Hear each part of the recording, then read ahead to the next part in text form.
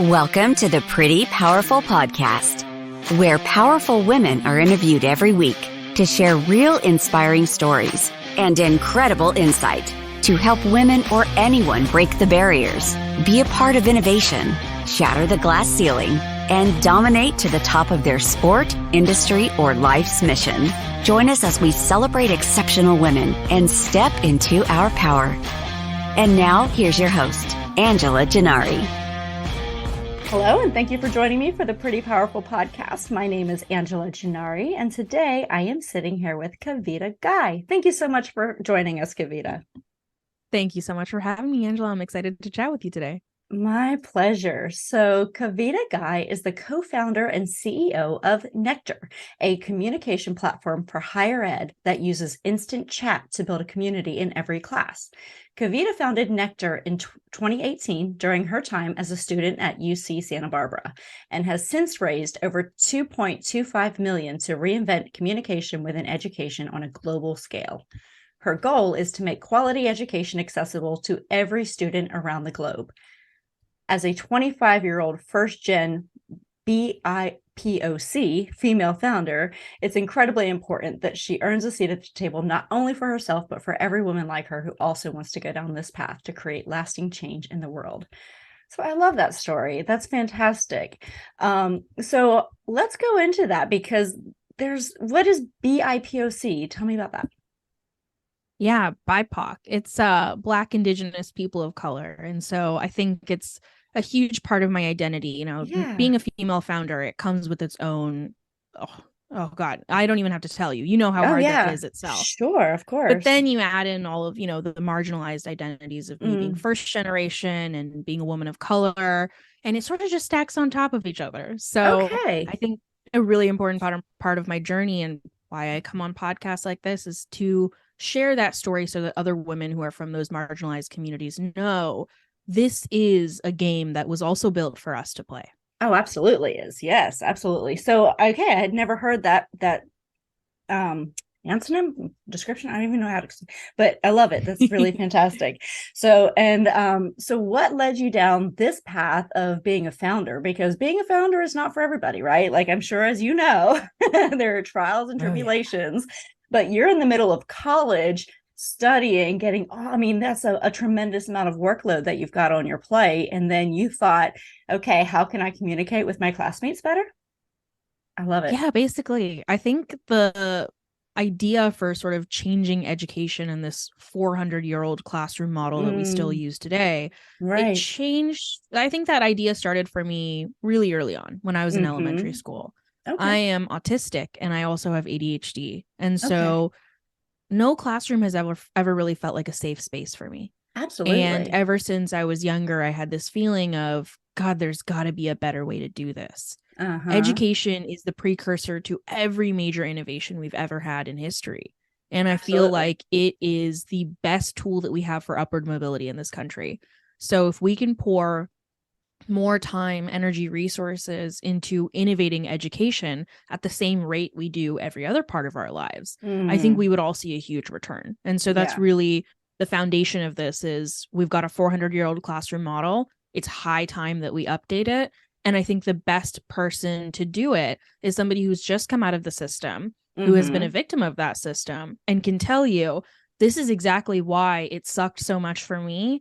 This is how we make it accessible for every student that comes after me. Oh my God, that's tremendous. I love, love, love, love the courage and the tenacity in that because, you're coming out of it and you've already dealt with so much, when it comes to learning, right? Your learning and development is going to be different. And I think that's the problem with their education system now is that it's built with one model to focus on one type of student, right? And so you have, 30 students in a class, 20 to 30 students, I don't know. And so you have 20 to 30 students in a class and it might work maybe for half of them. And then the rest of the students either have to fall behind or they're ahead of the other students and they get bored and then they, and so it's weird. Like I'm so proud of you for doing this because what an amazing thing to undertake is our education system. Right. And so I'm glad that there's so many different iterations of education now. I'm glad that there's different types of schools and different types of learning and charter schools, and we're challenging the public school system, and we're challenging the model that's always been. So tell me about when you started your company. So what kind of challenges did you have in launching? Yeah. Oh God. Every single one that you could name. Yeah. Probably ran into every single one. Right. But my co-founder Jordan and I, we started Nectar when we were a sophomore and junior respectively in college at UC Santa Barbara.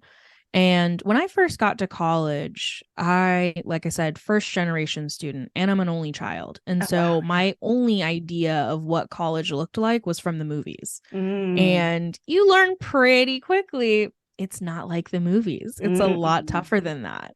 And I went from a 2,000 person high school campus to a 27,000 person college campus. Yeah. And 3 days of orientation is not enough to tell you how to navigate that space, especially when you have this pressure of, here's the place where you're going to figure out what you want to do with the rest of your life. And you've got 4 years to do it. And congratulations, you're 18. Here you go. You're on your own. So it's tough for anybody coming into school. But when I got to college, I just had a really disappointing experience with it. UC Santa Barbara is beautiful. I mean, it's right on the beach. It's the best place that you could ask to go to school.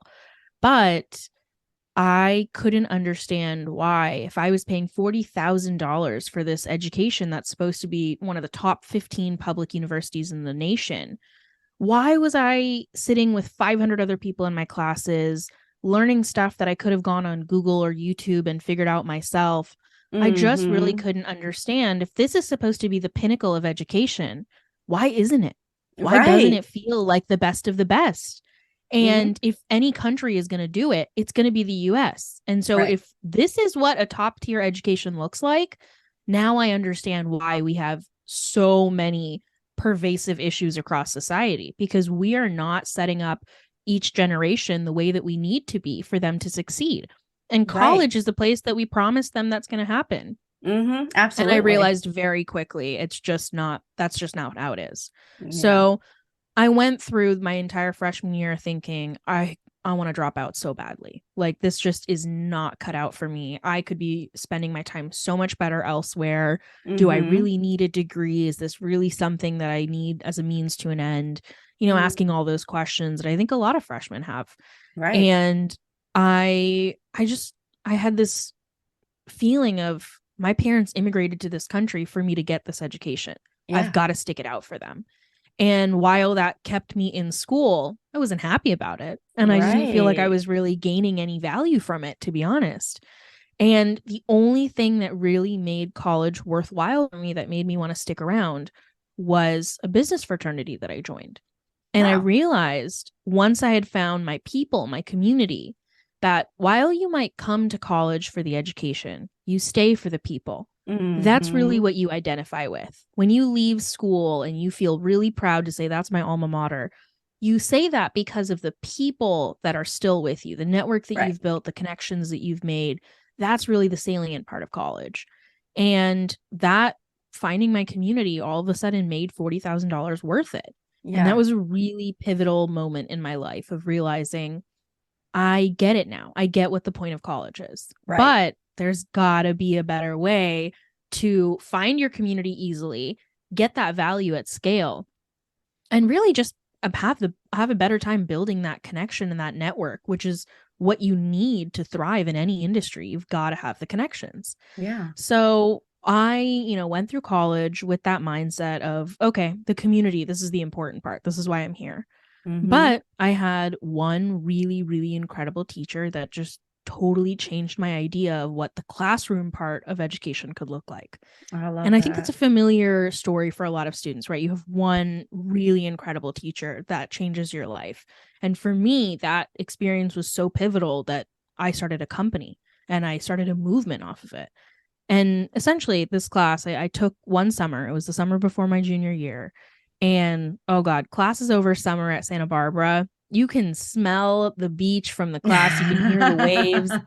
The last place that you want to be is sitting in a classroom. And so all of us had this idea of, all right, we're just going to go pick up the syllabus on day one, and then we'll go to the beach afterward. Like, we just won't go to any lectures in between. We'll just show up to the final and take the test. We'll be fine. And it was a theories of communication class. So the second you hear theories in the title, you're like, yep, I'm out of it. I'm not doing that. And we walk in on day one. And over summer, the instructors are usually grad students. They get to teach over summer. Okay. So Spencer, our instructor, a little bit younger, a little bit more tech savvy, but I think more importantly, he was a student himself. So he understood none of us want to be in that classroom. And he sits us down on day one, and he turns on an oil diffuser, and he puts on a Spotify playlist. Like, he was really doing everything in his power to get us to stay in that class. And he sits us all down, and he turns around. And the first thing he does before he says a word is he writes the link to a Slack workspace on the board. And if you're not familiar with Slack, it's an enterprise level chat tool. So basically what every company uses to communicate way better than email. Right.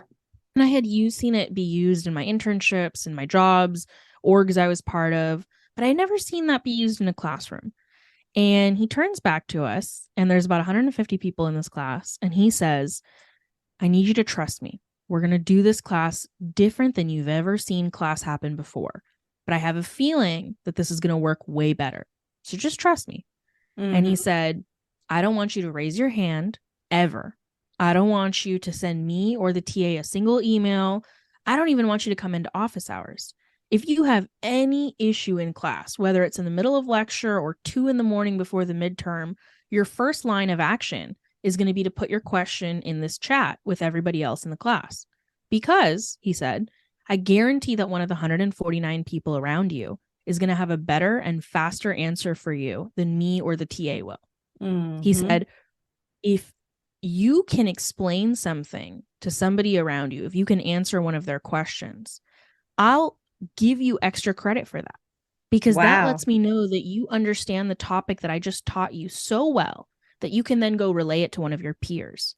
And that is the highest level of mastery that you can achieve when you become the teacher. And he said, that is actually how I'm going to grade you in this class. I'm going to observe the conversation. I'm going to see how you're able to help the people around you. And if you can talk about the material, I know you've learned it. I'm not going to make you regurgitate it to me in a multiple choice exam that you're just going to memorize. So immediately he got it. He understood. You guys are tech savvy. You've got your phones out in the middle of class anyways. You're not going to raise your hand. Who raises their hand anymore? Right. But I know you have questions, and I know you need answers to them. So he metaphorically turned the chairs inward. He said, you're not just going to have one teacher. You're going to have 149 teachers. Yeah. And that way you get the answer that you need. You get the help you need faster than you ever have before. And hopefully that means that you're learning at a higher level than you have before as well. And the second he said that, you felt the energy in the room change. All of a sudden, all of us were like, I might actually stay in this class. This sounds pretty exciting.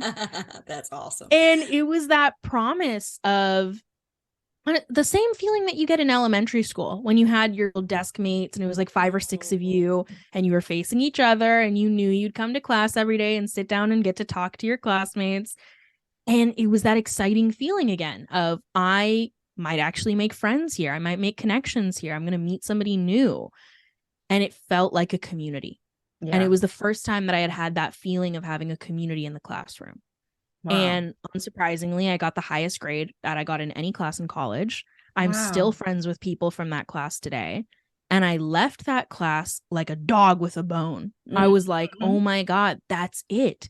That's how we change education. We use technology in a thoughtful way to finally upgrade our educational experience to make it modern and to allow students to do what they've already been doing. We called it cheating for years, but in reality, students are asking for help from one another because they need it. We have nowhere else to go get it.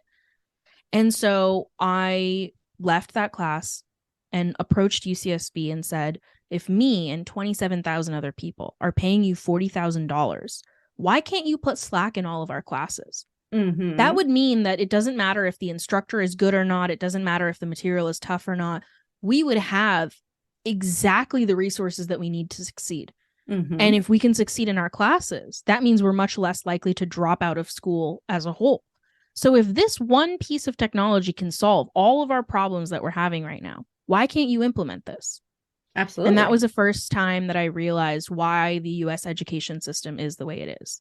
Because it took 5 weeks for someone on that campus to figure out who could even answer that question for me. Oh my gosh. Wow. That is how siloed and distributed the departments are on every campus in the nation. There is no communication. There is no way for students to say, we need this kind of technology. And there's nobody building the technology that we really need. Because if you look at all of the tools in the education space, they look and feel like they've been built by people who haven't been in the classroom for at least the last 10 years. Absolutely. And it's because they are being built by people who haven't been in the classroom for 10 years. Wow. The only way that we're going to get students to actually use technology on their own volition and authentically engage with it is if it's being built from their perspective, from somebody who's just been in the classroom and knows this is what I would use. So I know that these students are going to use it too. Right. It's got to look like the apps that we're already using today. Absolutely. Otherwise, we're not going to jump into it. Right. So that was really where the idea of Nectar started. It was never, I want to go start a company, or this is a problem that I really want to solve myself. It just sort of landed in my lap. And it was one of those moments that you have as an entrepreneur where you realize, oh my God, this is that moment where I have found that low-hanging fruit that is just a no-brainer. It's a gold mine and nobody else is doing it. Maybe I'm the one who's supposed to. And that was the moment that I decided, if Slack for Schools doesn't exist, I'm going to go build it. Awesome. Oh my gosh, that's amazing. So good for you.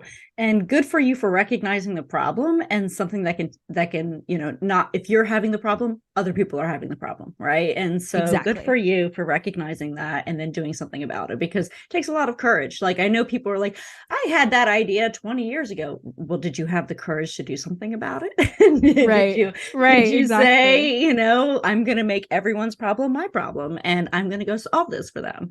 And so that's really what it takes. And not everybody has that. So good for you. Exactly. So let's talk about, first of all, let's give that instructor some credit, because he deserves some major accolades. So what's his name? Spencer Nichols. And I still to this day tell him that he inspired this whole thing for me. That good for you. You really just need one really incredible teacher to show you can do things differently. And that, I think, is really the premise of Nectar itself. People ask, what does Nectar mean? Why the name Nectar? And my co-founder Jordan actually came up with it, but it refers to the cross-pollination of ideas. Yeah. Because Jordan and I came from totally separate majors, totally separate backgrounds, but because we were able to find a connection through our friends on campus, we met each other and were able to build this company together. And we really think that that's what the purpose of college should be, to go and find connections with people that you would have never before. And hopefully the next Nectar emerges from one of the conversations happening on our Nectar. Absolutely. Well, and I'm a big believer in college, not because of the education that you get necessarily, but because, in my opinion, and this is what I've pitched to my son, who's going to be graduating from high school, soon. I keep telling him, like, it's not that I want you to, he's like, well, I'll learn more out in the real world. And I said, you absolutely will. I've learned more about business because I am an entrepreneur than I ever learned in school. But it teaches you foundational things that you can then use to implement into your business and save you potentially time and money in making those mistakes. But it's that perfect hybrid between being an adult and being a child, right? So you're leaving your parents' nest and you're going off on your own, but you're living in a bubble. You're living in a bubble where you're still protected, you're still guided, but you have that independence to make decisions for yourself, right? And absolutely. So, that decision that you made to, like, say, okay, you know what, I'm going to stick this out in this class because there's something in this class that I need, that is going to inspire me and it's going to move, the needle for me. And it did. It absolutely did that. But, you had that ability to make that decision and it made the difference for you. So I totally agree with that sentiment. I think it's so important what you just said, that it's not necessarily about the education. Right. It's the fact that you have this bubble for 4 years where it's really low risk for you to try new things and figure out who you are. Like the only reason that we were able to make this company work is because we had 2 years while we were in college where we went and asked every instructor, administrator, dean, chancellor at any school that would talk to us. We said, hey, we're just a couple of students. You know, we're just some young people who want to change the world. Can you give us some of your time? Can you tell us how, if you were to adopt technology like this for your school, what would you want it to look like? Yeah. And we had a goal of talk to 10 new people every single week. We just, as long as we hit 10 new people every week, we knew we'd eventually get enough information, enough R&D to really know what to build. And 2 years later, after talking to thousands of people, we finally knew. And the only way that we could have gotten all of those meetings and even, you know, had the time and resources given to us by our university is by being a student and saying, pulling that student card and saying, I'm doing this because I want to learn. Can you help me learn? And the whole world opens up for you as long as you go approach it with that aspect of, I am a student. And it honestly, I think that goes even past being in school. I think as long as you're approaching people and saying, I just want to learn from you. I have found time and time again, people will always give you a meeting. They will always give you the time of day. As long as you're approaching them and saying, I know you have something to teach me, please, I would like to sit here and learn from you. Absolutely. So now you start Nectar, right? And so now you have this actual, how do you develop the prototype for this? What does that look like? Do you have a technology background? I actually don't, and neither did my co-founder. This was very much like, let's just figure out how to do this somehow. Yeah. So basically, when we had the idea, we initially thought, not even building a company, but let's just go figure out why they can't put Slack in schools, right? Like that tool worked in my one class. Why would we not put it in all of them? And this wonderful woman, Mindy Collins, she was one of the instructional designers at UCSB. She sat us down and kindly walked us through the logistical hell of putting an enterprise level tool in 1,500 classes every quarter. She said, look, it would work in one class because you had a really tech savvy instructor who knew how to set it up. That is not going to happen when professors are on average 55, have never touched social media technology like this, and it's an enterprise type tool. It's just not going to happen, she said.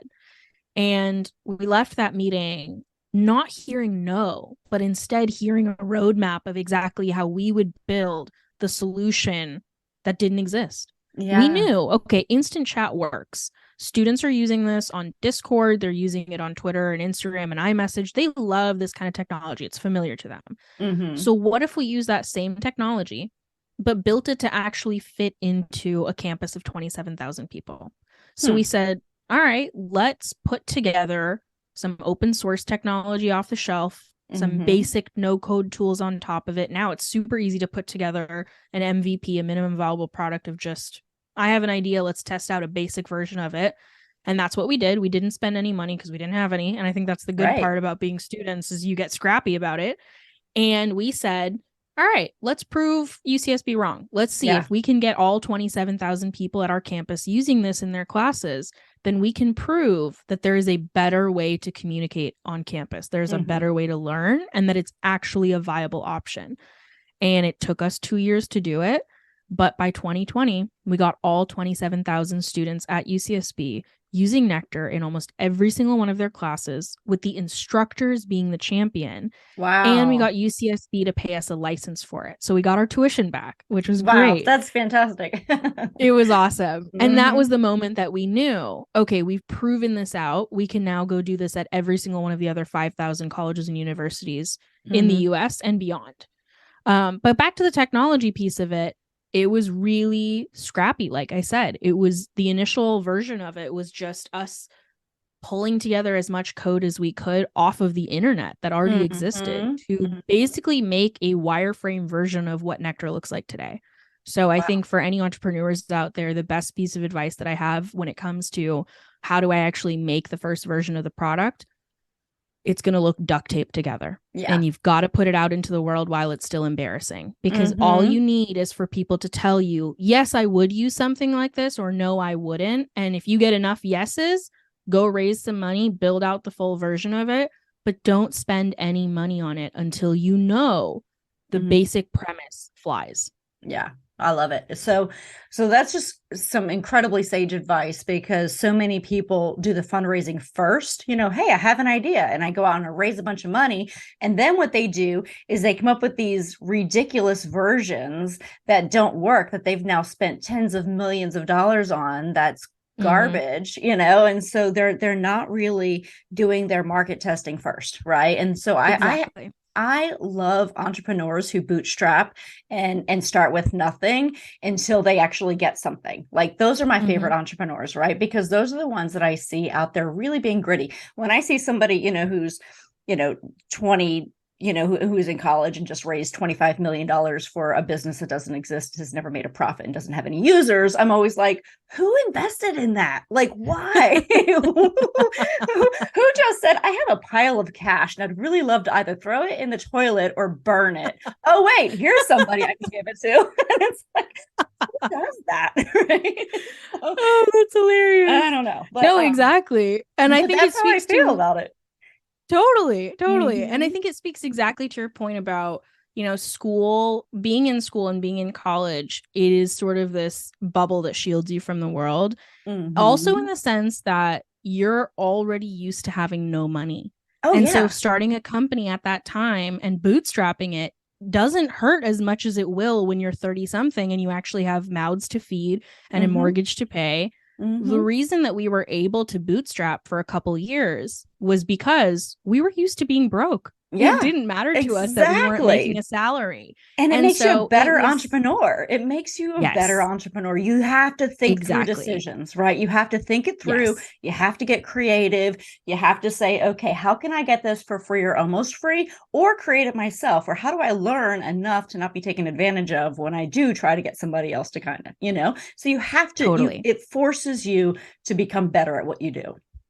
Exactly. You sort of have to find the shortcut way out of everything. And I think it makes your discernment really, really incredible. Like that is the precision of knowing this is the cheapest route for me to get what I need.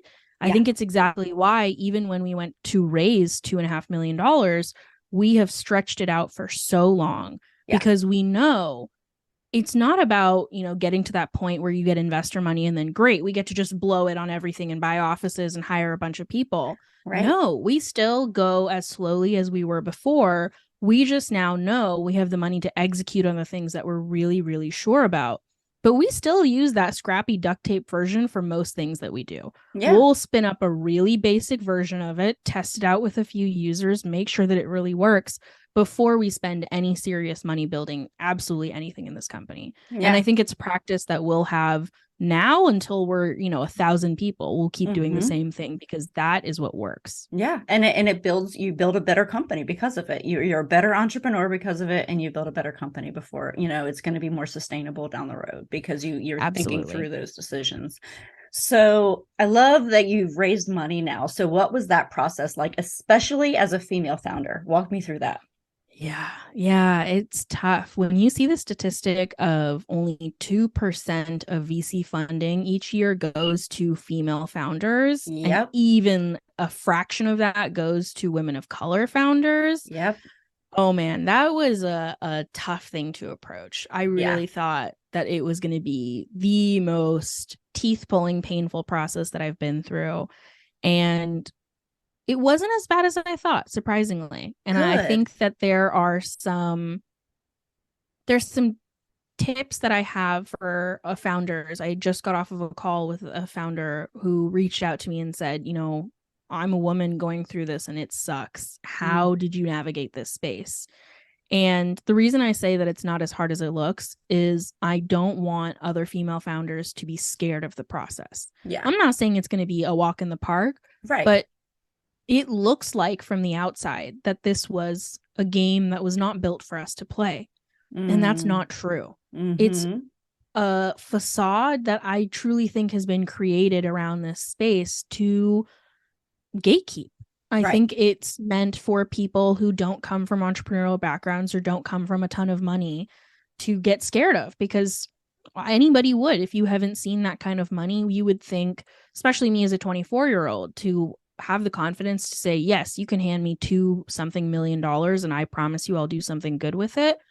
I've never seen that kind of money in my life. Right. So that was, I think, the first step of raising money is to reconcile with yourself that you are deserving of that capital, that you will do something good with it. You won't squander it. You are the person to get it, because it can be very easy to cut your own legs off with imposter syndrome before you even take any steps. Oh, 100%. So I think the very first step of that process was convincing myself this is the solution that's going to change education. And I am the best person to go do that. There is nobody else in the world who can do this but me. That's why I have to go raise this money and do it. And once I had really, really believed that, I had the conviction of that thought within myself, that was when I was able to craft the best story possible to go convince others to join this movement with me. And that is how I sold the entire round. It was really a storytelling process of exactly the story that I just told you, and convincing them this is why I am the best person to pull this off. My investors have told me time and time again, we had traction, we had contracts, we had great stuff to show for in the business by the time we went to go raise. But the reason that they put money into this company was me. That's awesome. And that is, I think, the best piece of advice that I can give to female founders out there. You have an incredible story to tell, and people want to hear it. And that is what is going to make people give you that check. It's going to be that emotional tug that they have towards your story, your life story, your purpose for being here. That's what they will give you money for. Absolutely. Yes. I love it. So good for you for getting out there. And, because I've heard of other female founders who have said, well, I have a male partner and I sent them in to meet with the VCs, or I did this. And I'm like, but why? Like, why? Like, let's go back to the power you have. You have power. You have power in your story. Like you were saying, you have power in what you do and how you do it and what you say and your charisma. If you own that, you own the room. And so absolutely. Yeah, I would never let anyone else tell my story when it comes to something so important. So good for you. Thank you. And I think really the key part of it, and the credit has to be given to my lead investor, Julie Henley. Just having a woman to stand with you and say, I believe in this vision, I believe in this company, it makes a world of a difference. And so I think that the only way that we break that statistic of only 2% of women being funded is if we as women band together and support each other. That's the way that this change is going to happen. And so to have been able to found an incredible female mentor and investor from the start, I think set me up from success very early. And I wish that same luck on every female founder out there. That's fantastic. Good for you. So tell me, through this journey, who inspires you? Because, obviously what you're doing is super inspiring, but where do you find your inspiration? That's a great question. I had this moment that stands out to me when we were in school at UC Santa Barbara. It's a research institution, so there's no business school, there's no entrepreneurship school, but they do have a pitch competition. And we joined that pitch competition thinking, okay, at least we'll get some knowledge of how to sell this thing, how this business works. Right. And on the first mixer that we went in, it's like 200 people in the room, a lot of energy. Everybody's excited, all these people coming in with an idea on a napkin, and it was great. But it was 95% men in that room. And I remember when they sat us down and they started talking, their speech was very inspirational. They were really trying to get us to feel like we could do it, that this is exactly the right place to be at the right time. And it's a necessary story to tell, right? You have to, as a founder, you have to be an eternal optimist. There's no other way. You have to believe that you can do it against all odds. So I appreciate that they started with that story. But part of that initial, pitch that they gave to us of why we should be starting these companies was asking us to think about other founders who inspired us. Think about the Steve Jobs and the Elon Musks and how they did it. And they came from nothing, and look at them now. And they had us sit there and think about exactly the question you're asking me. Who is the person that inspires you? Who can you model your company after? You know, if they can do it, you can do it. And I remember distinctly the feeling of sitting there thinking, I cannot think of a single person. I cannot think of a woman who looks like me, who comes from a similar background, who has built $1 billion company from scratch, who started in college and said, I'm going to fix a really pervasive issue in the world. And she did it and she pulled it off. That's not to say that there aren't any. Right. But there are so few that I didn't have one off the top of my head to point to and say, she inspires me. If she could do it, so can I. Right. That's a terrifying feeling, to be sitting there thinking, I have never seen anybody that looks like me do this before. Maybe there's a reason for that. Maybe there's a reason why no one like me has done this. And I couldn't help but have that thought. And that moment, I decided, if nobody else has done this before, I've got to be the first one. Because I cannot have any other woman experience that same feeling that I did, of sitting in that room thinking, am I really supposed to be here? Every single woman in the world should have another woman that they can point to and say, if she did it, so can I. Amen. We've got to pave this path. And so, as tough as it is to say that I don't really have somebody that I can point to and say, you know, she really inspired me, I know I can follow the same path. I think I am the person who inspires myself. Yeah. I've found a way to see the light at the end of every single tunnel that I'm in.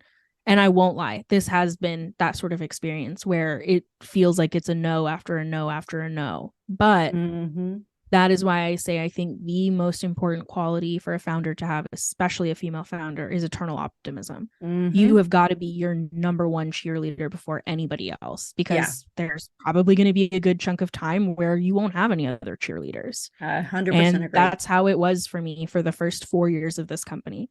And then all of a sudden you raise money and everybody says, oh, I always knew you could do it. It's amazing. Overnight success.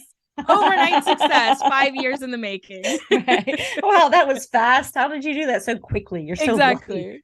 I love it when I say lucky. You're so lucky. Oh, yeah. Yep. Exactly. My dad always said, luck is when preparation meets opportunity. That's right. And I think it is one of my most favorite quotes in the world, that as long as you're prepared and you see that window of opportunity and you jump through it, that's where the luck happens. That's right. Yeah. There's no such thing as just kind of that serendipitous, luck, that like, oh, wow, I was just walking along and all of a sudden somebody gave me $2 million to start a company. Nope, didn't happen. Exactly.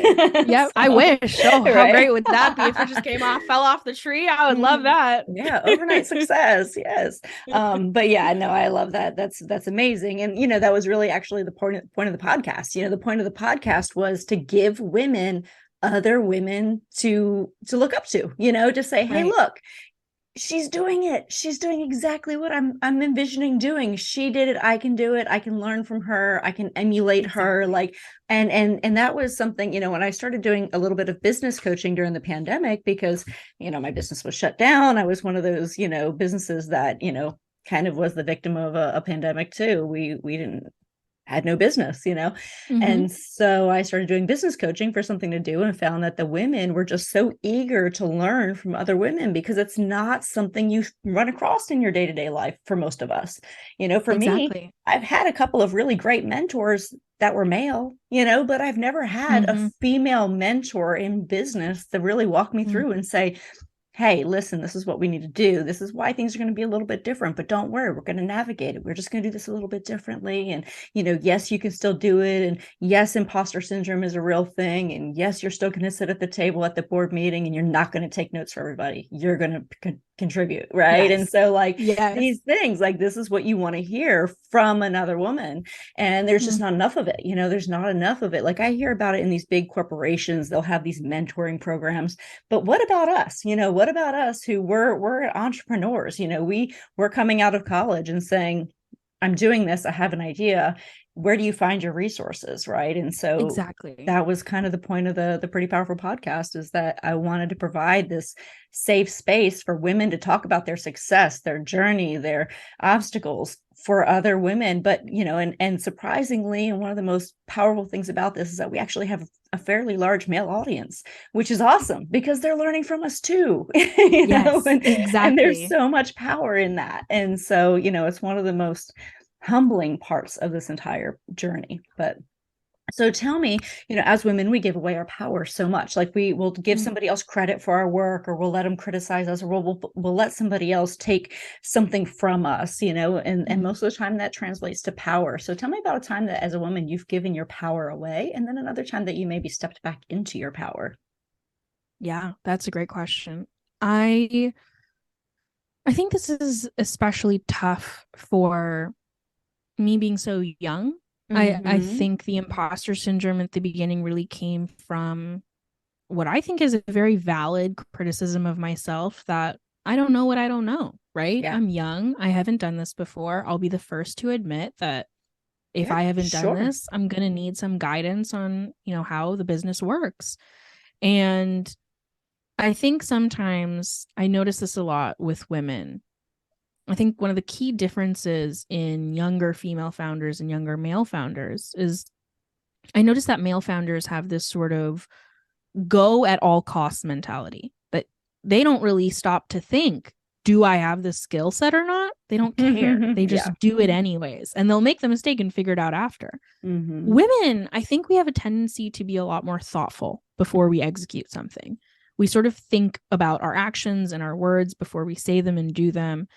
And so inevitably, we also have a moment of, well, I don't have the experience for this. And I think that it can be a paralyzing moment. Yeah. There is one of my favorite things to remind my team about is to not fall into analysis paralysis. I say that where all you get the into time. Right? You get into a thought loop and you think a little bit too deeply about something. And you can absolutely sit and look at something from a million different angles. It doesn't necessarily mean that you're going to be better off executing it after you've seen all of those angles. Right. So sometimes we trick ourselves into thinking, oh, I'll just keep thinking about it before I do it. So I think one of the first things that I think of how I've given my power away, and it was a very, very valuable lesson to learn, was when I first started hiring people in this company, I kept thinking, I've got to hire people who've got so much more experience than I do. And it tended to be men. And it was this thought of, well, they've done this before. They must know how to do it better than I do. Right. And I learned the hard way that just because we've always done something a certain way, or there is a way that, businesses operate, it does not mean that we should continue to do those things.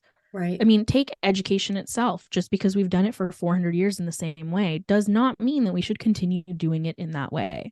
So I think the same exact logic applies to business. And there were many incidents in the beginning of building this company after we raised money where I let the men in the room either repeat my same idea back to me in slightly different words and pretend that it was theirs. And I sat there and took it. Or I let them tell me, no, I know that this is how you want to do it, but that's just not how we do it in the business. Like, this is the way that I've done it for 20 years. So we're going to do it this way. And I said, I rolled over and I said, you know what? You're right. You're the expert. I hired you because you have that information. Sure. Let's do it in that way. And I, like I said, had to learn the hard way that in a lot of those incidents, my initial idea, that idealistic view of how a business should be run, it actually would have worked better than the way that we've always done it. Right. And I say this as a piece of warning for young women out there who are building a business. Yes, there are going to be things that you don't know. And of course, there's going to be people out there who can teach it to you. And you should let people teach you things. But take every piece of knowledge that you get with a grain of salt. Right. Even if it's the best thing that you've heard in the world, it doesn't necessarily mean that you should do it in that same way. We should constantly be questioning our beliefs, no matter who they've come from, whether they've come from within or from the people around us. We should always be questioning, is this still the right way to do it? Could there be a better way to do this? Because that is what innovation is. It is finding a better and better and better way to do something. And the day that we stop saying, is there a better way? That's when you get stuck. Right. I think that the quote that the day you stop learning is the day you die couldn't be more true. And I think that that is really what I will apply to the lesson on taking my power back. There can always be a new way to do something. And as a young person, you can create that new way to do it. It doesn't have to be wrong just because you're young or Absolutely. a woman. Yep. Well, and I think trusting, one thing that we are gifted with is intuition, right? And intuition is one of those things where in our gut, we were like, that's just not the right way to go about it. But we doubt it all the time. We're like, it must be wrong, and inevitably it really never is, like that's the one thing that I think as women, we don't trust enough is our intuition. Like, that guy's a little bit creepy, or, hey, that's not the best idea. Exactly. And sometimes it's hard to explain, right? You can't sit in a board meeting and say, well, my intuition is telling me, and so I'm going to do that. Right. So I think you're so right about that. And my intuition is a huge part of how I run my business. But I've just found a really good way to explain it to people so that I don't have to say it's a gut instinct. Yeah. Well, good for you. Good for you. Thank you. What advice would you give to your 18-year-old self if you can dial it back to, just starting in college, just getting your feet wet in that new experience in life? What would you tell yourself? Yeah, I think about this a lot. And I think the most critical piece of advice that I would give to my 18-year-old self is, at the end of every day, look at the absolute value of how much you've moved. And what I mean by that is, we can focus a little bit too much on milestones. Did I achieve this big goal? Did I do something that is noteworthy that other people can congratulate me for? And if you live your life by milestones, there's a lot of room in between to be disappointed in yourself and be mean to yourself about how little progress you've made. Yeah. Best measure of progress is, have you just done something that day? Have you moved, whether it is an inch or a mile, it doesn't matter, but have you moved even a step forward that day? And if you have, congratulations, good job, you did what you were supposed to that day. To my 18-year-old self, I would tell her, for the love of God, please stop being so hard on yourself. Yeah. You are not going to have all of the answers. You're never going to have. It doesn't matter if you're 99, you're not going to have all the answers. And that's actually the fun part of life. Yeah. It's to know that there's always something left to learn around the corner.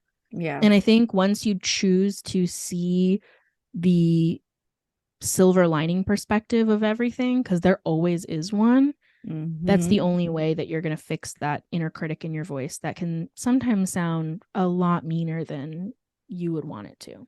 Yeah. It's by acknowledging that even just one step a day forward is all that you need. You're absolutely right. Absolutely. Well, good. So I am really enjoying this conversation. I don't want it to end because I think just you have so much great insight. But so I want to ask you one last question. It's just something that's kind of along the same lines of what we were just talking about. But what do you wish more people knew, just in general? What do you wish more people knew? I think actually something that is really concrete that I love to leave people with, that I've learned through building this business. When we first started using Nectar in classes, right, we gave students this opportunity to ask and answer each other's questions. We saw something really interesting happen, and it was that it actually seemed like students were grasping the topics at a deeper level. And I kept thinking, why does it feel like they're learning better? And this was one of those gut instinct things I couldn't really explain at that time. Right. But from the way that students were talking about it, it was really, they sounded like teachers. They sounded like they were teaching the material to each other. It wasn't just, here's the definition, but they would explain, here's why. And as time would go on in these classes, they get better and better at it. And I kept doing research for years on what is happening here. Like there's a different type of learning occurring. And I finally came across something called the protege effect. And it is a psychological phenomenon that we now know is one of the best ways for human beings to learn anything, period.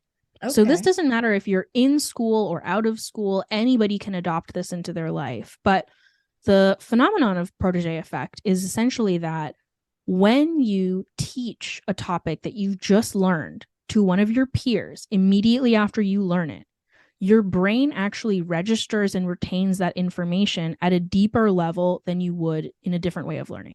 Interesting. So the best way for you to learn something and make sure that you retain that information forever is once you've learned it, go teach it to someone else. And the crazy thing is the protege effect actually works on inanimate objects too.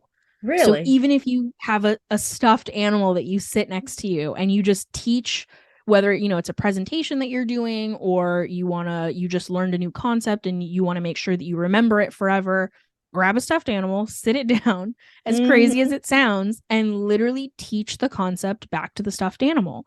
And I promise you, your brain will retain that information at such a deep level, you will never forget it. It's incredible. Wow, that's so powerful. I love it. And you can talk to your plants because plants love to be spoken to. Exactly. That's a great idea. Thank you. Yeah. I'm such a plant mom, so I will actually totally start doing that because you're so right. Plants would love that. They love it. Such they a love kick out being of it. talked to. Yeah. Oh, but, that's awesome. Yeah. And peer-to-peer learning, I'm hearing more and more about the value of peer-to-peer learning. And so I love the concept of Nectar because what it does is it really does, like you were saying, it turns the chairs towards each other, right? And you're doing peer-to-peer learning, and there's nothing more powerful than learning from your peers, which is why I think TikTok is so important, right? Because you have people teaching other people really powerful things, and it's not just about the silly dances and the goofy memes and all that stuff. It's really like the ones that I find to be the most intriguing are the ones who are out there as influencers teaching positive lessons to people at their own age level. And that's where people are learning the most, right? If they see somebody who looks like you, who acts like you, who has the same interests as you, learning from you is where the power is. And so that peer-to-peer learning is it's just such a great tool. So, I mean, I applaud you for what you're doing. I mean, good for you for jumping into the tech space, for conquering your fears, for getting out there, for being a female founder. And on top of that, a female founder of color. I mean, you've just got the whole world in front of you. And I just can't wait to see what else you do. So I think you've got so much incredible potential right ahead of you. So. Oh, I appreciate that so much. That means a lot to hear that from you. So thank you. Absolutely. So thank you, Kavitta Ghai. You've been just the most amazing guest, and I wish you incredible success with Nectar and with everything that you're going to do in your life, because I know there's just much more to come. Thank you so much, Angela. It was wonderful talking to you today, and I hope to be back soon once we've made some more stuff happen. Absolutely. There's going to be more. Tell you all about it. Oh, yeah. There's going to be long road ahead of us. Well, best of luck to you. And everybody, you can find Kavitta on our prettypowerfulpodcast.com website. You can check out her company, Nectar.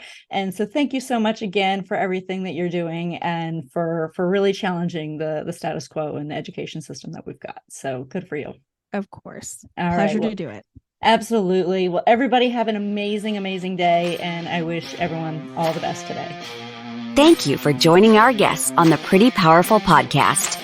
And we hope you've gained new insight and learned from exceptional women. Remember to subscribe or check out this and all episodes on prettypowerfulpodcast.com. Visit us next time. And until then, step into your own power.